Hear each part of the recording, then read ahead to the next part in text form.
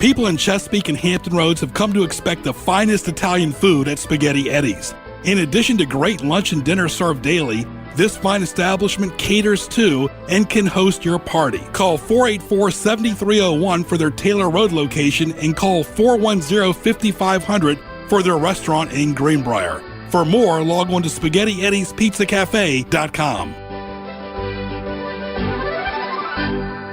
Greg is on vacation this week. He will be back next week for a new episode of Sports Scene. Home to the UFC, the UEFA Finals, the U.S. Open Championship, the MLB All-Star Game, the NFL, Big Ten football, and the FIFA World Cup.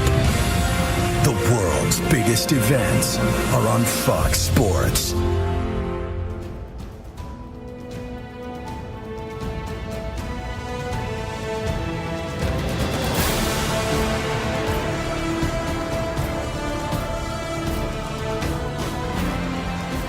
From Chesapeake, Virginia, WHKT presents Sports Scene. Sports Scene features local, regional, and nationally acclaimed guests and excellent interviews. Follow Sports Scene on Twitter at Greg Bick. Now here is Greg Bicouvaris. Well, let's welcome former Virginia basketball standout, former Virginia basketball coach, American University, now at Old Dominion in his 5th year, Jeff Jones. How are you, Jeff?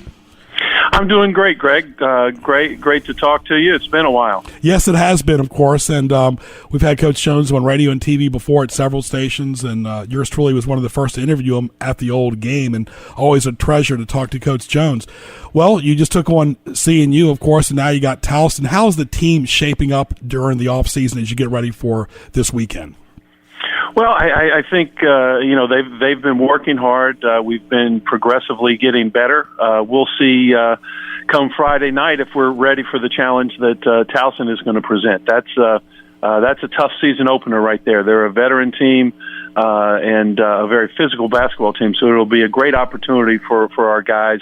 I think we're coming along. We've got some different looks this year, but it's a good group, a group of young men that I really like to coach. I like being around them, and hopefully, we can round into shape and become a very good basketball team. How important is that, the chemistry so early on in the fall before you even step foot for a real game, that the coaches, your assistant coaches have been with you for a while, have that feel for the team as well as the players coming off the bench?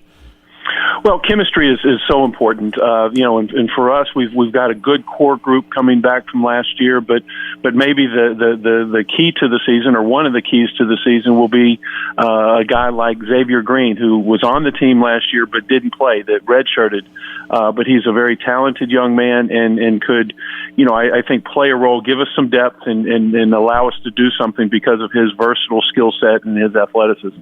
Very good. Let's talk about some of the players on the roster, of course.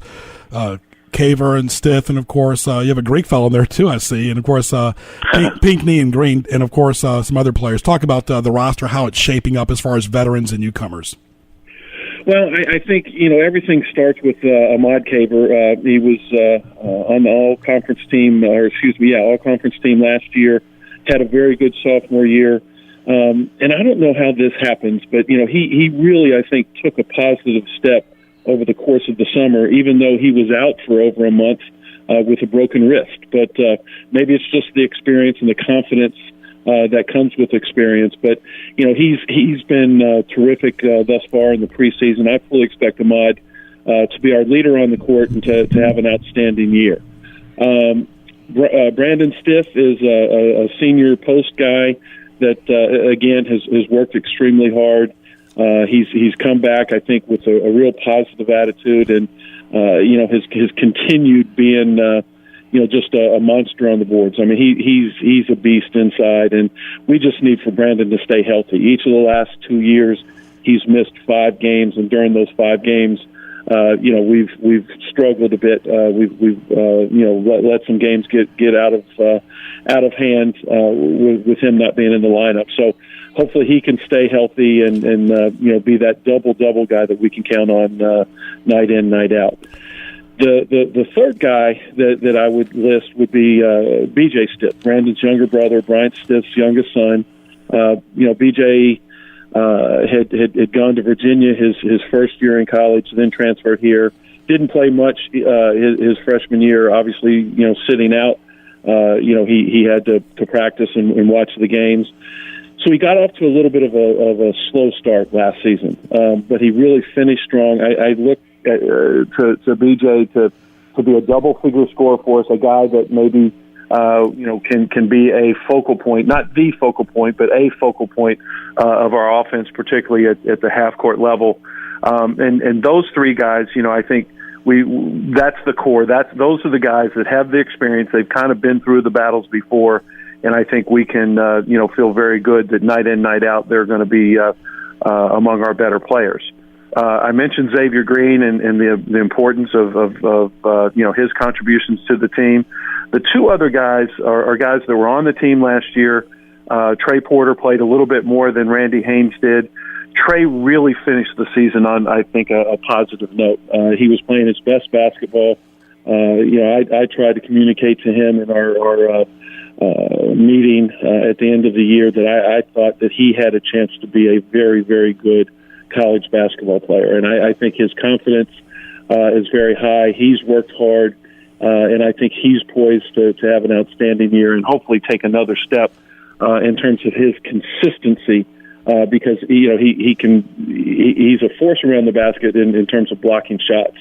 But I think he can give us another scorer. He's not going to score 20 a game, but I think if he could be another double-figure scorer and be efficient in there, I think that goes a long way towards helping our team. And the last guy I'll mention is Randy Haynes. Randy was on the team last year, junior college transfer, very talented young man, but never really looked comfortable. Well, after a big off season, I think it's safe to say that Randy feels a lot more at home at Old Dominion and out there on the floor. And he's earned a starting spot at the two-guard spot.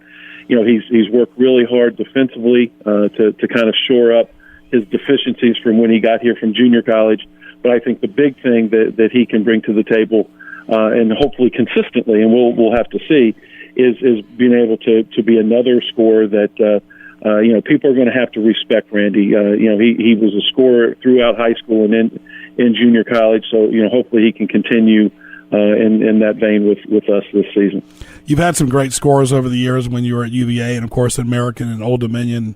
Of course, you always need players off the bench, and you mentioned the chemistry of those players like Porter and Stith and Caver. But your assistant coaches also, they're part of your family as well, whether it was at Virginia or American. How important is that to have a unit that's all in from day one, each and every day, to know where you stand? Well, a head coach is only as good as his assistant coaches, and I feel very, very good about our staff and where we are now. We made a change last year and brought in Kelvin Jefferson. I think Kelvin is, just like Randy Haynes in a sense. He's had a year to get comfortable, and so I think while chemistry on the court is very, very important, I think chemistry in the office is important too. I like our guys. I respect our guys. I think they do a great job of balancing the different things that they have to do. Wearing different hats. You got to be able to relate and deal with the players. You got to be able to recruit, but you've also got to be able to get out there on the court and instruct and teach. And I think we've got a real good group. And then with Kieran Donahue and Dennis Wolf handling the administrative side of things, I'm very, very pleased with our staff, and I know they, the players really, I think, have a good feel for the staff. Yeah, and of course, Coach Wolf has had coaching experience, too, at Virginia Tech's women's basketball program. You look at your records, we're talking to Jeff Jones, Old Dominion basketball coach, CBI, NIT Final Four. You win the Vegas event. You didn't go last year, but you still had a winning record. It seems like it's always measured. You never had this to worry about when you were Virginia as a player or as a coach or an assistant coach, I remember back in '84 when you were an assistant, you guys made the Final Four without Ralph. So, but you always knew their teams were going to make the NCAA tournament. How frustrating is that for a lot of these leagues that whether you were at American or even here at Old Dominion, where it's a 1 or 2 bid league, that you have to do so much to play against these Power 5 teams? Well, I don't know. I'd say it's frustrating. It's just kind of the way it is. In many ways, the deck is stacked against the non-Power 5s, and it's become even more so. All you have to do is look at the numbers of the bids, and particularly the at-large bids, each of the last 5 seasons. It's getting harder and harder for the non-Power 5s. But that doesn't mean that people are sitting around wringing our hands, feeling sorry for us. We've got to go out there and we've got to make it happen. We talked a little bit this morning in our staff meeting about our schedule and the opportunities we have early on with our non-conference schedule, and we've got to make the most of those. 2 years ago, when we were right on that bubble and ended up missing, but being the number 1 seed in the NIT. A lot of that number 1 seed had to do not with our play in conference tournament, but it had to do with what we did in the non-conference portion. So, we're gonna have our chances. We've got to make the most of our chances. I think it's to dwell on NCAA or bust is that's not a helpful thing. What we want to do is go out. We want to try to put forth our best effort every game. Let's be the very, very best basketball team we can be. At the end of the season, all that other stuff will sort itself out. We just need to be focused on and really ready for whatever that obstacle immediately in front of us presents. Which is going to be Towson this coming week, and of course James Madison before you go to Charleston. Let's talk about Towson and James Madison. What do you expect from these two schools? Of course, it's so early. I guess you can only go by past performances. Well, to be honest with you, I haven't taken a look at anything related to James Madison. I believe John Richardson has that scout, and we'll talk early Saturday morning and start getting prepared for James Madison. Right now, 100% of our attention is focused on Towson. They're a veteran team, a very physical team, a team that we saw firsthand last year. We got a really nice win against them up on their court, it's. Last year, we just were able to do a better job on the boards. The two teams were similar in that regard. I think they were number 11th in the country in offensive rebounding, and we were 16. But in that game, we were able to out-rebound them, and that was a critical factor in us getting the win. We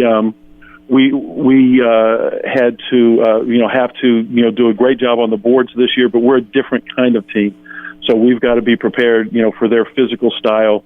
As I said, they're a much more experienced team than we are, but we have the advantage of playing at home. So this isn't your normal season opener. Mm-hmm. Hopefully for the folks listening, the Monarch fans that are listening, they can get out to the game, because it might not be the smartest, but we wanted to challenge ourselves.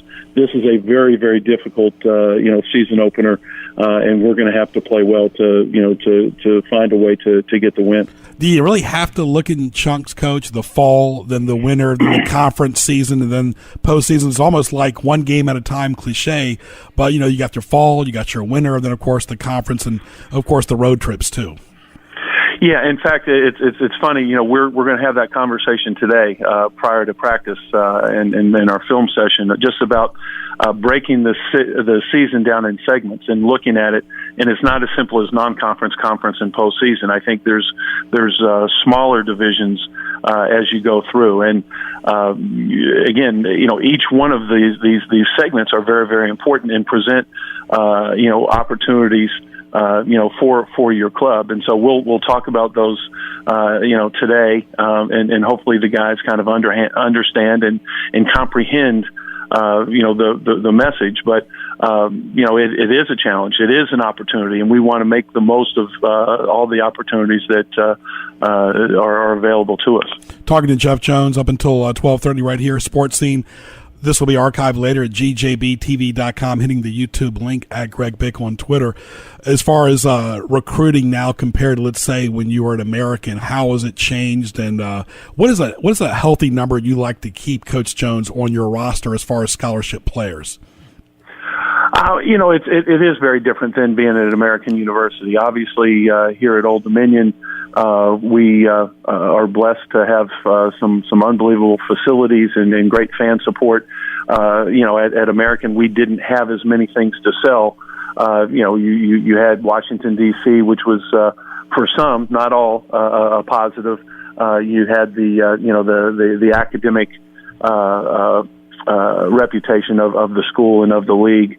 But at Old Dominion, we've got a much, I think, broader base in terms of the kids that we can recruit and be involved with.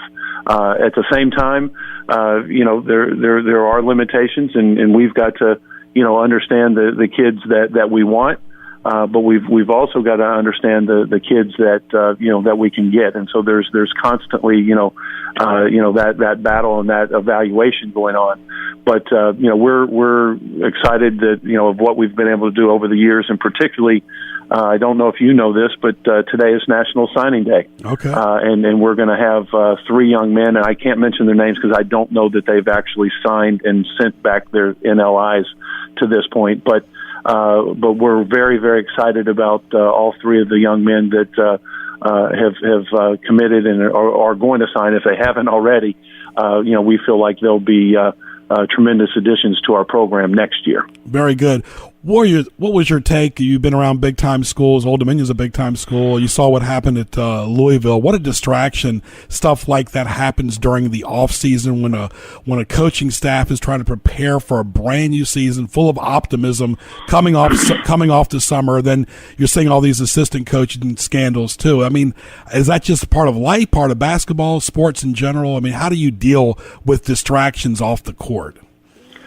Well, the one you're referring to with the FBI probe and all of that's almost unprecedented in college basketball. So that's a bigger distraction than you have in most years. There's always going to be things that pop up, and as a coach, you do your best to try to keep your focus and help the team to stay focused on the things that. I don't want to say that are really important, but on the things that they need to do in order to kind of fight their way through those distractions. With what's happening, in college basketball right now, it's something that all of us, quite honestly, have to be aware of. We've all had to address in one way or another, if only just by answering questions that are posed by the media. It's unfortunate, but I think at the end of all of this, whenever that comes, and everything, the fallout from everything is sorted through. I got to believe that the college basketball will be in a better position. Right now we're all as college coaches kind of being painted with the same brush, and that's the reality is that's not the case. But perception oftentimes is the rule. So we've got to make sure that each of us at institutions in college basketball take care of what we're supposed to do and do things the right way and focus on the things that will help our basketball team and our basketball program be successful. Absolutely. Talking to Jeff Jones, Old Dominion basketball coach. Greg Bicouvaris, glad you're with us live right here at 12:26. And you talk about the travel involved. When you were at Virginia as a player, the ACC back then was very regional. as an assistant coach at Virginia. When you were the head coach at Virginia, it still was, except for the TV type non-conference road trips.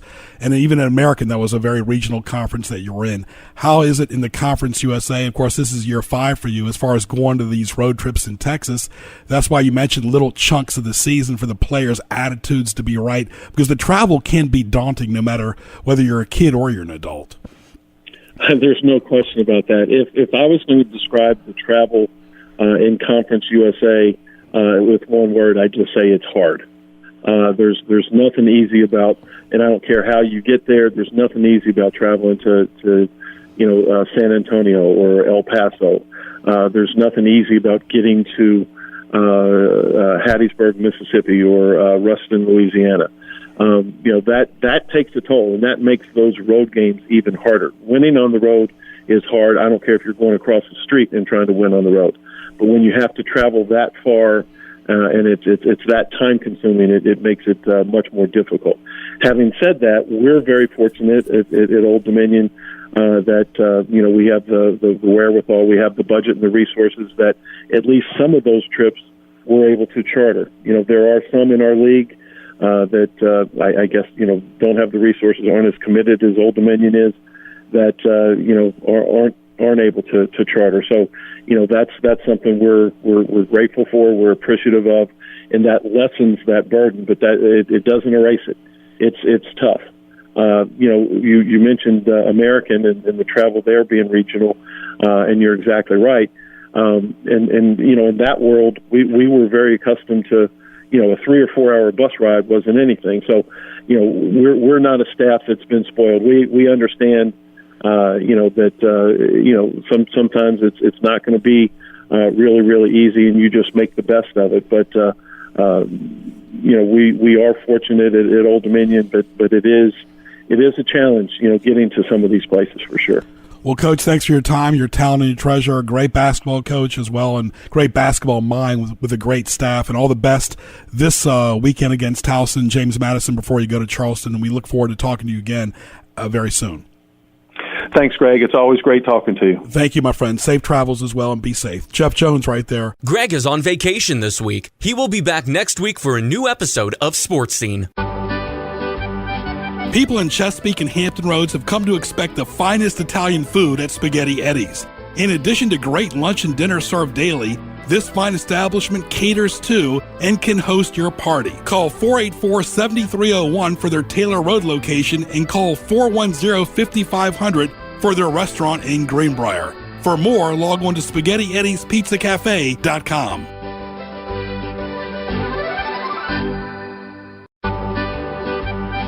People in Chesapeake and Hampton Roads have come to expect the finest Italian food at Spaghetti Eddie's. In addition to great lunch and dinner served daily, this fine establishment caters to and can host your party. Call 484-7301 for their Taylor Road location and call 410-5500 for their restaurant in Greenbrier. For more, log on to SpaghettiEddiesPizzaCafe.com. Greg is on vacation this week. He will be back next week for a new episode of Sports Scene.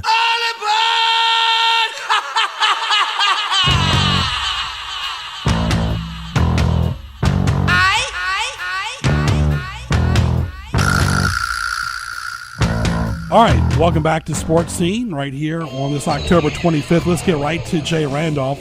Jay Randolph, formerly of NBC Sports. You got to love technology. How are you, Jay? All right. Yeah, I don't know.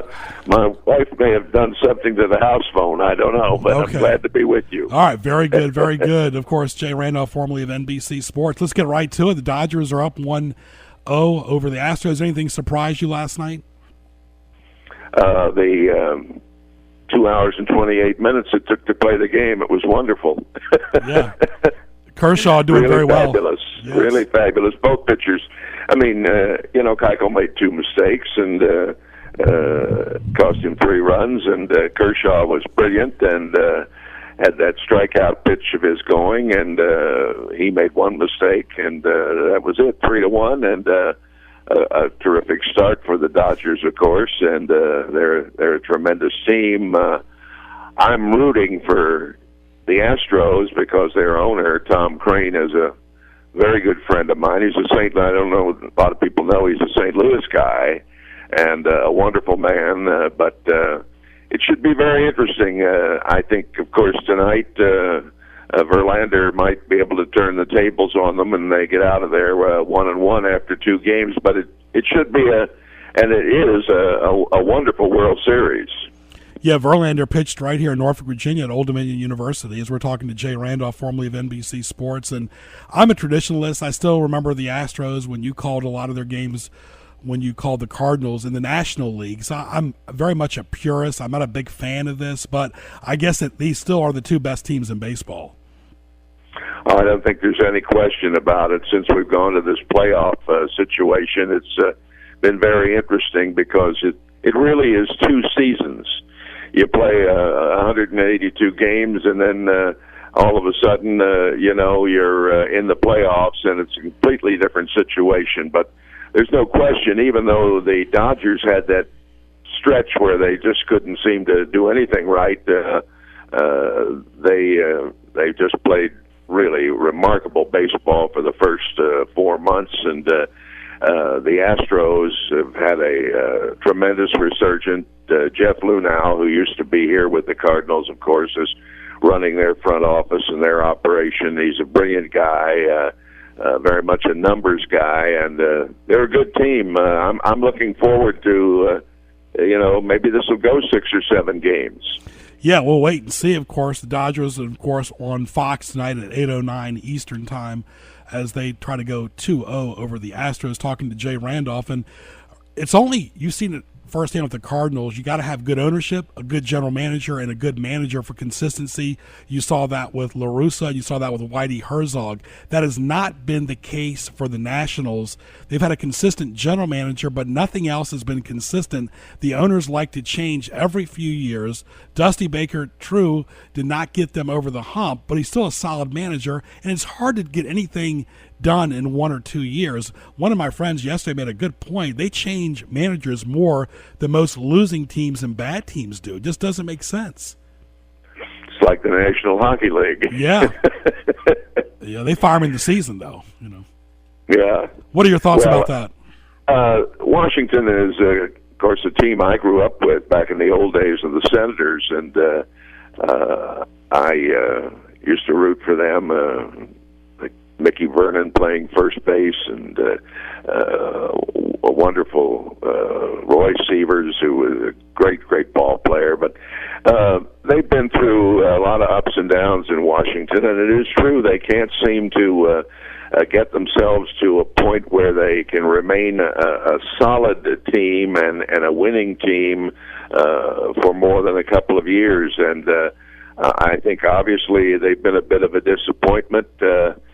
Certainly, it's, I guess, it's that old story, you can't fire the players, and they felt a change was needed.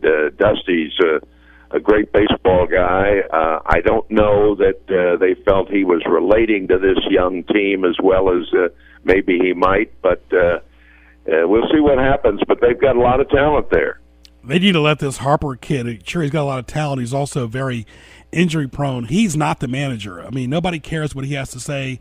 You remember back in the day, Jay, kids are seen and not heard. I mean, it should be up to the owner, the manager, and the general manager, not these players making so many demands, especially these prima donnas in the NFL that kneel during the national anthem. They're lucky they're paid what they are. In my opinion, they should follow what the golfers and tennis players and NASCAR drivers do. They don't get a salary. They get paid based on performance. Well, you'd have a heck of a battle trying to work that out with their union situations today. I know. I do think you're going to see over the next decade salaries regress in both football and baseball because it's obvious to me that there's not enough money out there to carry these television deals much beyond that. And it is kind of sad, too, the social media situation. I'm appalled by some of the things that happen. And, I'm old school. I don't have a computer. I don't have whatever is that you need to tweet or twit or whatever, and all of this other stuff, all of the, the Facebook and everything else. I love to watch the games, and I love doing the games. And in my day and time, the game was the game. Now there's so much garbage surrounding it that it's kind of crazy.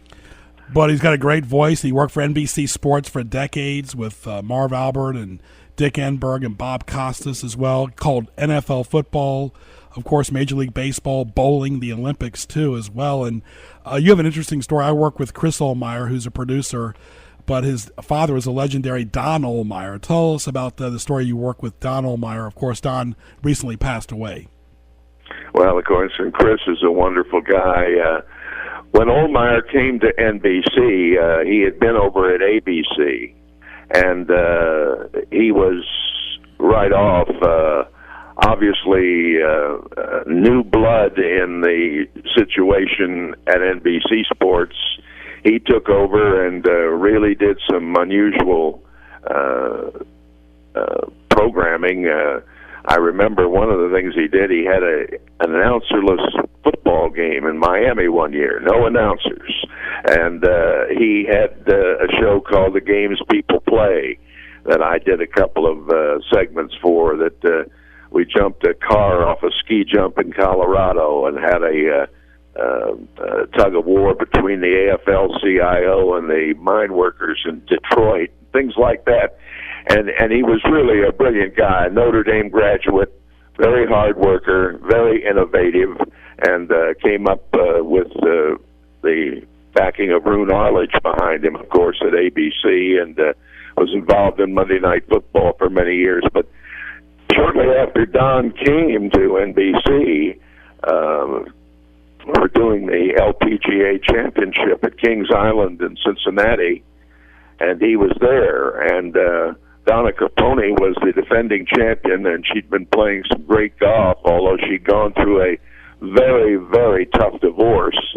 Her husband had run off with a lot of her money and had markers in Las Vegas, and it was, a pretty big story, a sidebar to her play. But to make a long story short, excuse me, she won the tournament, and it was my job to interview her at the 18th green. Big crowd and a wonderful win for her. And I started the interview, and in my earpiece, Ohlmeyer said, "Jay, ask her about the divorce."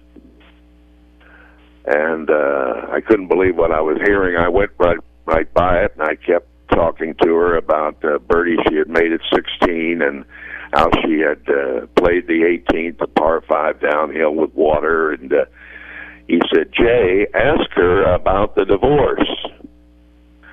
So I said, "Well, of course, you've been through a very tough time. It's a great victory here for you, but I know personally you've had your hands full. How's that going?" She said, "Well, I don't want to talk about that. Everything is what it is, and I'm just happy to win here." Well, she let me off the hook, of course. But after we got off the air, I went to the truck, which was parked, about 100 yards from the 18th green, and I went up into the truck and I said, "Don, you were wrong to ask me to talk to her about this divorce and all of the stuff that's been swirling around it. This was not the time to do it. It was a time to revel in her great victory and winning the LPGA Championship 2 years in a row." He said, "Don't forget, we're in the news business." And I walked out of the truck, and I thought to myself, boy, I guess I'm in a lot of trouble. But I had to tell him I thought he was wrong. About 10 days later, I got a note from him in the mail apologizing and saying that I was right and he was wrong. And I always admired that in him, and he and I got along very well. He loved golf and did a lot of golf with us, of course. But Ohlmeyer was a brilliant guy, died much too young, and I know Chris and his family. He was a real force in the sports world. We're talking to Jay Randolph right here on Sports Scene, 1650 AM, Of course, 92.5 FM, tunein.com, type in WHKT to listen to your phone or your computer. Greg Bick on Twitter, talking to legendary Jay Randolph, who worked at NBC Sports. And you're exactly right. And you've had a lot more experience at that time than he did in broadcasting, even though he was a young up-and-comer leaving ABC to go to NBC. And that's my only problem with producers. They're not talent. They see it from their point of view, but talent has a better instinct with the interviewee when they're on the air, live on the air, seeing their body language, what their disposition is after their how they're performing. And producers, they do add a lot of insight, but talent is not their specialty, in my opinion. Well, and certainly when you're involved in a live broadcast, you've got to, as a producer, have the confidence that your announcer is going to handle things correctly. We all make mistakes, and on both sides of the microphone, of course. But I admired Don very much. He was a guy who would try about anything. He was really a tremendously hard worker, and I enjoyed the time that I worked at NBC when he was in charge there. Right. He also worked for ABC, really a legendary producer, like you said. May his memory be eternal. His son Chris has done a very good job as well. Before we get to sideline reporters, are you and your wife watching mostly CNN and Fox these days, or you're watching sports these days? Because every time you tune CNN on or Fox, they're having a roundtable of people, either Republican or Democratic, just ganging up on each other and arguing. It just becomes dramatic TV. It's very hard to watch, especially during this political season. And half of the time you don't know who these people are. I mean, it really is, with the social media and with all of the different outlets and the bloggers and everything, it's... I tell you the truth, I watch, there's one guy that I watch, in fact, I turned him on this morning. I watch Calvin Cowherd on Fox a good deal. I enjoy him, and he has some terrific guests. I watch PBS. I watch CNBC, and I watch a lot of documentaries. I've been fascinated by Ken Burns' Vietnam War series that has been running on PBS. And once in a while, I'll find something that I like to watch on the History Channel or the National Geographic. But and I watch a tremendous amount of baseball during the regular season.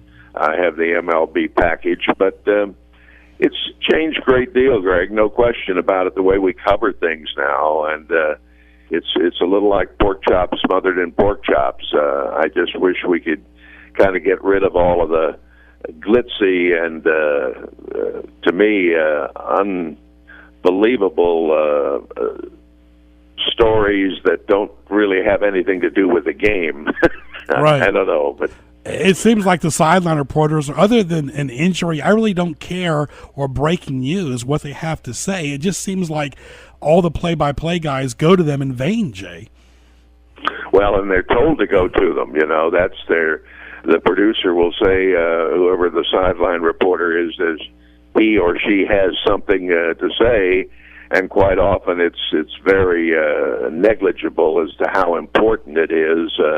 Again, these pregame shows that are 2 hours long with just a raft of people involved in them, to me, and obviously those shows are on the air because they're selling them, and as long as they can sell them, I guess they'll be on the air. As far as the games and breaking in with people out on the field, one of the things that really upsets me, every time one of these people is thrown to, and whatever they have to say, they are finished, and the play-by-play guy says, "Thank you very much."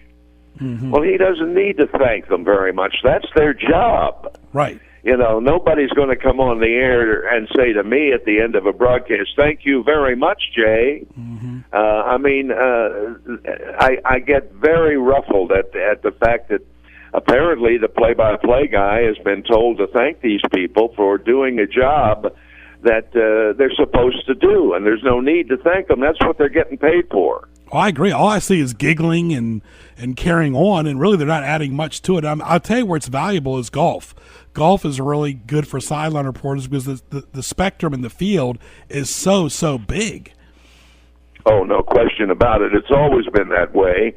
And I have a number of fellows that are working today that started with me way back, like Roger Maltby, and it's wonderful the way. Of course, golf is a different situation. It's an individual sport, and it's very tough to cover because you're dealing with 200 acres and cameras all over the place, and it's very tough. I'm a great believer that both CBS and NBC do an excellent job on golf. Tommy Roy, the producer of NBC's golf, started with us as a runner in Tucson, Arizona. His dad was a golf pro, and Tommy, to me, has taken golf coverage along with Tommy Randolph, who is no relation to me, who played golf at UCLA. Those two guys have taken and whipped together a tremendous group of people that do their golf, and they do a fabulous job. It's wonderful to see golf get to this point because in my day, the Masters wasn't even on Thursday and Friday, and you never saw the front nine. Right. We're talking to Jay Randolph, who's worked with some legendary producers and directors like Ted Nathanson, Tommy, of course, Roy, Harry Coyle, Michael Wiseman, Larry Cirillo. Larry Cirillo was an excellent golf producer. He really was, and a wonderful football producer as well.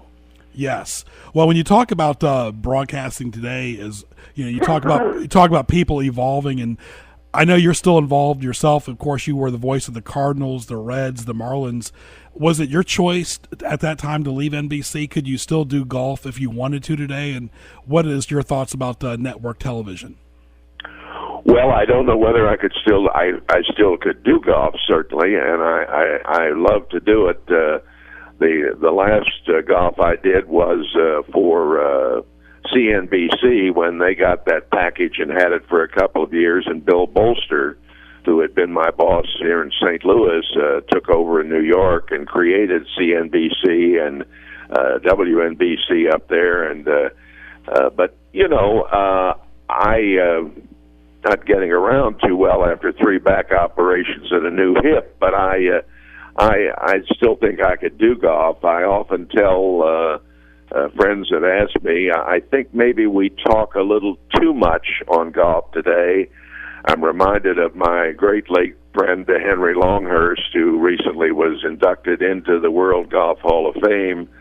Longhurst told me in 1968 at the Masters, and I was working that tournament when Bob Golby won. It looked like we were going to have a playoff with DiVincenzo, but he signed an incorrect scorecard and Golby won. But I was talking with Henry at lunch, and Henry liked his gin. He'd usually have a gin in the morning and then a couple at lunch. But I was asked by him if I was nervous about doing my first Masters. And I said I sure was. I'm really excited, and what a great opportunity. And I was working, of course, for the legendary Frank Cherkinian, who really invented golf on television. And I said, yeah, I'm terribly excited. Well, he said, just remember, old boy, punctuate the pictures. Yeah. Best advice I guess I ever had as far as golf goes, because certainly golf right now is in a remarkable renaissance worldwide. These 20-something guys like Spieth and Thomas, just remarkable, and their way they can come out of college. And in the old days, you came out of college and went on the tour, and it took you a couple of years to just get used to the travel and get used to the stress of playing. Now they come out and they shoot 66 in the opening round and win the tournament by 5 shots. Mm-hmm. Yeah, talking to Jay Randolph, who I thought worked with some of the best NBC broadcasters in golf, and Lee Trevino and Bob Golby and Charlie Jones. You had a really great crew back then. And back to the sideline reporters, I think a lot of them could go on YouTube and watch how good Bill Fleming was and Jim Lampley and learn a lot from sideline reporting. But you had a great crew as well, whether it was golf or football, and you did some games as well, Bob Gracie with the Dolphins too. Bob was one of my analysts for many, many years. I had the pleasure of working with Kyle Rote in football for a while. Just so many people in all of the sports. I was fortunate. One of my tasks at NBC, somebody figured out that I had, I guess, the demeanor to teach the guys that were coming in, and I remember Bill Walsh. I worked with him for a couple of months before they put him on the air, and I've been very fortunate. I was with the network for, well, when you put all the years together, about 24 years, and it was wonderful, and I miss it, but I'm 83 years old now, and Greg, people aren't calling to hire 83-year-old sportscasters these days. Well, you know that. Well, you work with the legendary Jack Buck, the late Jack Buck. What do you? Oh, yeah. Do you run into Joe much? What are your thoughts on Joe as a broadcaster compared to his father? Well, there's no way to really compare them because their approach is a little different. Jack was a remarkable play-by-play man. He was also a terrific interviewer. He was one of the most well-read individuals that I ever had the opportunity to work with. He had a great sense of humor, a golden heart, loved people, and Joe, on the other hand, is a terrific play-by-play guy, and he's done a wonderful job. I note that he's up for the Frick Award along with Bob Costas and Al Michaels. That will be decided, I guess, in September. But and Joe certainly will win the Frick Award. I don't know if he'll win it this year. I think Costas should win it. But certainly they're different. But Joe learned a great deal by watching and working with his dad. And if you want to get an insight, Joe wrote a book last year that has been pretty well documented about his growing up with his father and how it all went, and it's a very interesting book. But I think today we had, when I started doing baseball, we had 3 or 4 cameras on a game. They must have 37 or 40 out at Dodger Stadium. Oh, yeah. I mean, it's amazing, and just as it's amazing, when you stop and think that Sam Snead won 82 golf tournaments and never won $1 million in his career, and now Spieth or Thomas win a tournament, and they've won $1.6 million in 1 week. I know. Well, Jay, thank you so much for your time, your talent, and your treasure for being on the show today on Sports Scene. I always look forward to talking to you, and enjoy the rest of your day and continued health to you and your wife and family. Well, thank you. I have fond memories of your part of the country. I used to spend a lot of time down on the James River, and, of course, at Williamsburg, where we did the Anheuser-Busch tournament for so many years, and had a great many friends in Richmond. I love the state of Virginia, and it's nice to have an opportunity to talk to your listeners. Right, we used to have a great crab feast, as you remember, after the compound there. It was a lot of fun. Yes, it was. Okay. All right, my friends, stay well, and we will talk to you soon. Thank you, Greg. Good luck. Thank you. My pleasure. Jay Randolph, legendary NBC sports broadcaster right here on Sports Scene. We'll be back after this. Greg is on vacation this week. He will be back next week for a new episode of Sports Scene. People in Chesapeake and Hampton Roads have come to expect the finest Italian food at Spaghetti Eddie's. In addition to great lunch and dinner served daily, this fine establishment caters to and can host your party. Call 484-7301 for their Taylor Road location and call 410-5500 for their restaurant in Greenbrier. For more, log on to SpaghettiEddiesPizzaCafe.com.